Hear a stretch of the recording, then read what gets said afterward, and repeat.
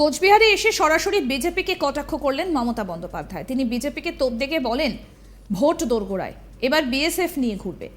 BJP প্রার্থী বাড়ি বাড়ি গিয়ে ভয় দেখাবে। এখানেই পুলিশ মন্ত্রী মমতা বন্দ্যোপাধ্যায় বলেন, কেউ ভয় দেখালেই থানায় গিয়ে ডায়েরি করুন, আর কেউ ডায়েরি না নিতে চাইলে বিষয়টা পুলিশ মন্ত্রী নিজে দেখে নেবেন। তিনি বলছেন, কোনো থানা যদি অভিযোগ না নেয় তবে তাকে যেন লিখে পাঠানো হয়। অভিযোগ যে কোনো সময় করা যাবে, ইমেল মারফত অভিযোগ জানানো যাবে। এখানেই শেষ নয়, পোস্ট কার্ডেও অভিযোগ জানানো যাবে। মমতা বন্দ্যোপাধ্যায় আশ্বাস দিয়ে বলেন, তিনি রয়েছেন, তিনি নিজে ঘুরে ঘুরে দেখবেন বিষয়টা। কি বলেছেন তিনি এই বিষয়ে শোনাবো এবার। এবারেও দেখবেন বিএসএফ নিয়ে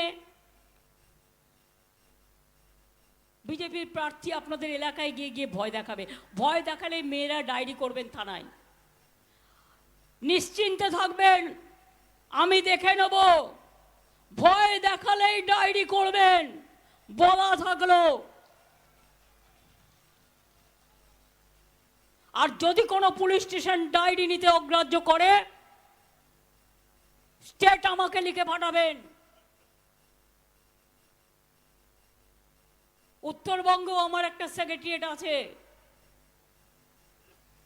কমপ্লেন যে কোনো সময় যে কোনো কারো থ্রুতে নেওয়া যেতে পারে। আজকাল তো ইমেল বেরিয়ে গেছে, আজকাল তো ইমেলেও কমপ্লেন করে দেয়। নানা রকম সিস্টেম আছে। পোস্টকার্ডেও করতে পারেন, গিয়েও করতে পারেন।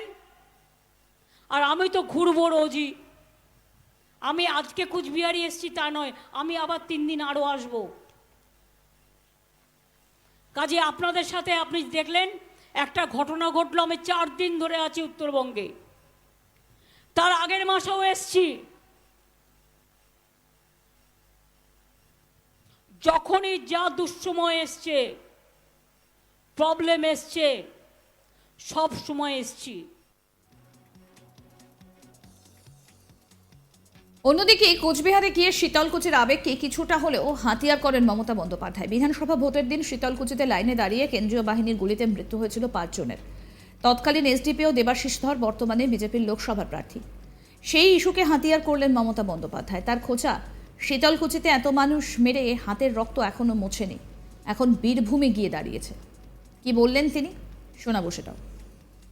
শীতলকুচিতে ইলেকশনের সময় লাইনে দাঁড়ানো 5 জনকে গুলি করে মেরেছিল। তার মধ্যে 4 জন সংখ্যালঘু সম্প্রদায়ের, আর একজন রাজবংশী ভাই ছিল। আমি ইলেকশন চলাকালীন এসেছিলাম ছুটে এবং তাদের পাশে দাঁড়িয়েছিলাম। আর যে লোকটির ইনস্ট্রাকশনে হয়েছিল তাকে তার বিরুদ্ধে সরকারের 2টো ডিপি চলছে। ভিজিলেন্স ক্লিয়ার হয়নি, কিন্তু ভারতবর্ষের সরকার তাকে ক্লিয়ারেন্স দিয়ে দিয়েছে। কোনো আইন কানুন কিচ্ছু মানে না। তিনি আবার বীরভূমে গিয়ে দাঁড়িয়েছেন। শীতলকুচিতে গুলি চালিয়ে এত মানুষ মেরেও হাতের রক্ত মোছেনি, এখন গিয়ে দাঁড়িয়েছে বীরভূমে। তার কারণ বলছে, আমি ওখানে এসডিপিও ছিলাম। So what?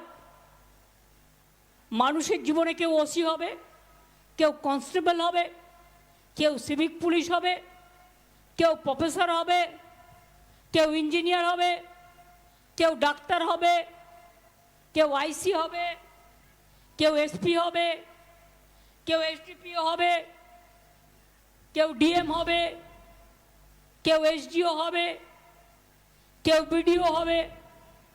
হতেই পারে। তাই বলে আমার কোনো অধিকার নেই যে আমি একটা পার্টির দালালি করে আমি মানুষের প্রাণ কেড়ে নেব। আর তারপর 2টো ডিপি কেস আছে, ভিজিলেন্স কেস আছে। আমরা স্টেট গভর্নমেন্ট থেকে অবজেকশন জানানো সত্ত্বেও আমি জানি না কেন্দ্রের যে সরকার আছে কোনো সংবিধান মানে কি না, কোনো আইন মানে কি না। ওদের একটাই আইন, 1 নেশন অ্যান্ড 1 পলিটিক্যাল পার্টি। আর ইলেকশন আসলেই ভাওতা দেওয়া, মিথ্যে কথা বলা, ছলনা করা। এছাড়াও বিজেপি যেভাবে কেন্দ্রীয় এজেন্সিকে ব্যবহার করে, সেই তিনি তোপ দেখেছেন সেই বিষয় নিয়েও। তিনি বলেন, ভোটের আগের দিন 5,000 টাকা দেবে বিজেপি আর বলবে ঘর করে দেব। আমি বলবো এই টাকা নেবেন না, এটা পাপের টাকা। ইডি লোকের বাড়ি থেকে টাকা নিয়ে যাচ্ছে আর বিজেপি দিয়ে দিচ্ছে। কোচবিহারের দলীয় প্রার্থী জগদীশ চন্দ্র বসুনিয়ার সমর্থনে এক সভায় এই মন্তব্য করলেন রাজ্যের মুখ্যমন্ত্রী তথা তৃণমূল সুপ্রিমো মমতা বন্দ্যোপাধ্যায়। কোচবিহারের মাথাভাঙার গুমানির হাট উচ্চ বিদ্যালয়ে মাঠের সভায় মমতা বলেন, বিজেপি বলছে ইডির টাকা গরিব মানুষকে দেবার প্রসঙ্গ তুলে মমতা বন্দ্যোপাধ্যায় বলছেন, কত টাকা পাবেন? 21 টাকা করে। আপনাদের 21 টাকা চাই না দেশ বাঁচাতে চাই? 21 টাকা চাই না বাংলা বাঁচাতে চাই? 21 টাকা চাই না নিজেকে বাঁচাতে চাই? মনে রাখবেন, বাংলা যদি বাঁচে তবেই দেশ বাঁচবে। শোনাবো কি বললেন মমতা বন্দ্যোপাধ্যায়। ইলেকশনের আগের দিন টাকা দেবে আর বলবে ঘর করে দেবো, এই নাও 5,000 টাকা দাও। টাকা নিয়ে আমি কোনো কথা বলবো না, আপনার অধিকার, আপনি নেবেন কি না নেবেন। আমায় দিলে তো আমি নেব না, ওটা পাপের টাকা। লোকের বাড়ি থেকে ইডি টাকা তুলে নিয়ে আসছে আর বিজেপি পার্টিকে দিয়ে দিচ্ছে। বলছে ইডির টাকা জনগণকে দেবো, গরিব জনগণকে। আমি বলি, দিয়েছো আজ পর্যন্ত? কত পাবে জনগণ ওই টাকা তুললে? 21 টাকা করে। আপনাদের 21 টাকা চাই না দেশ বাঁচাতে চাই? 21 টাকা চাই না বাংলা বাঁচাতে চাই? 21 টাকা চাই না নিজেকে বাঁচাতে চাই? মনে রাখবেন, বাংলা যদি বাঁচে তবে দেশ বাঁচবে। বাংলায় দেশ গড়ে দেবে। বাংলায় ইন্ডিয়ান অ্যালায়েন্সের নাম আমার দেয়া। সিপিএম কংগ্রেস যদি বলে ইন্ডিয়ান অ্যালায়েন্স, বাংলায় কোনো ইন্ডিয়ান অ্যালায়েন্স ওদের সাথে আমাদের হয়নি, দিল্লির সাথে হয়েছে। ওটার নামও আমার দেয়া, করে দেও আমার। তাই ওই ভাওতাবাজিকে প্রশ্রয় দেবেন না। কোচবিহারে এসে সরাসরি বিজেপিকে কটাক্ষ করলেন মমতা বন্দ্যোপাধ্যায়। তিনি বিজেপিকে তোপ দেখে বলেন, ভোট দোরগোড়ায়, এবার বিএসএফ নিয়ে ঘুরবে। বিজেপি প্রার্থী বাড়ি বাড়ি গিয়ে ভয় দেখাবে। আসুন আপনাদের শোনাই কি বললেন মমতা বন্দ্যোপাধ্যায়। এবারেও দেখবেন বিএসএফ নিয়ে বিজেপির প্রার্থী আপনাদের এলাকায় গিয়ে গিয়ে ভয় দেখাবে।